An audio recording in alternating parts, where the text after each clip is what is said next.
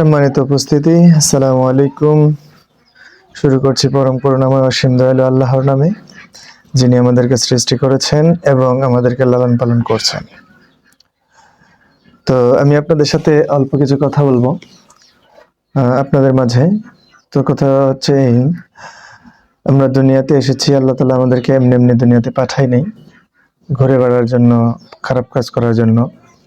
আমাদেরকে আল্লাহ তাআলা পাঠিয়েছেন ভালো কাজ করার জন্য।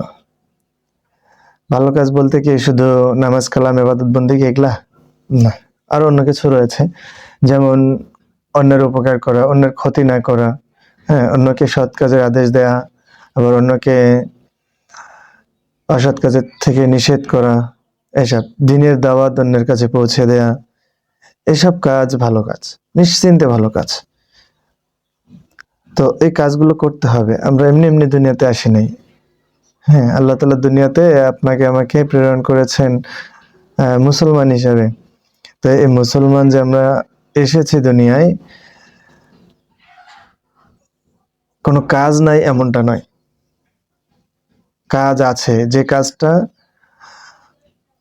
আপনাকে আমাকে করতে হবে, 5 ওয়াক্ত নামাজ পড়তে হবে, পাশাপাশি পরিবারকে সময় দিতে হবে এবং ইসলামকে ছড়িয়ে ছিটিয়ে দিতে হবে। ইসলামের দাওয়াত যে অবস্থায় থাকেন আপনি, যেখানেই থাকেন না কেন, আপনাকে দিতে হবে। কি মনে করছেন যে আমি আমার ইসলাম, আমি আমার কাজগুলো সবগুলো সহি শুদ্ধভাবে করে গেলাম, হয়ে গেল? আপনার কাছে কি সমাজ বা আর অন্যান্য মুসলিমরা কোনো কিছু আশা রাখে না? আপনার কি কোনো কিছু দেওয়ার নেই তাদের মাঝে? অবশ্যই আছে। আপনি নিজেরটা পালন করবেন সহিশুদ্ধভাবে, আপনার প্রতিবেশী আত্মীয় স্বজন যারা আছে তারা জাহান্নামে যাবে, এটা কি আপনার ভালো লাগবে বলেন?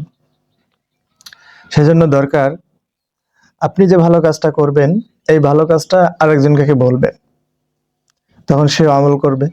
আচ্ছা বলেন তো, সে যখন আপনার বলা ভালো কাজটার আমল করবে, তা আপনার বলার কারণে সে আমল করতেছে, তার মানে আপনি সেখান থেকে লাভবান হবেন, এটা নিশ্চিত, একদম নিশ্চিত। আল্লাহ তাআলা বলছেন, তোমরা ভালো কাজ করো, ফল হিসেবে আমি দেব, প্রতিদান আমি দেব। তো আমরা চেষ্টা করব 5 ওয়াক্ত নামাজ পড়তে জামাতের সহিত, এবং প্রতিদান হিসাবে আল্লাহর কাছ থেকে যেটা আমাদের মানে পার্থিব জীবনে চলাফেরা করার জন্য প্রয়োজন সেটাই চাবো, অতিরিক্ত চাওয়ার কোনো দরকার নেই। আর আপনারা সবাই আমার জন্য দোয়া করবেন। আমি চেষ্টা করছি যেন সবকিছু ঠিকঠাক থাকে, আমার দ্বারা 2টা লোক যেন ভালো কাজের দিকে আসে।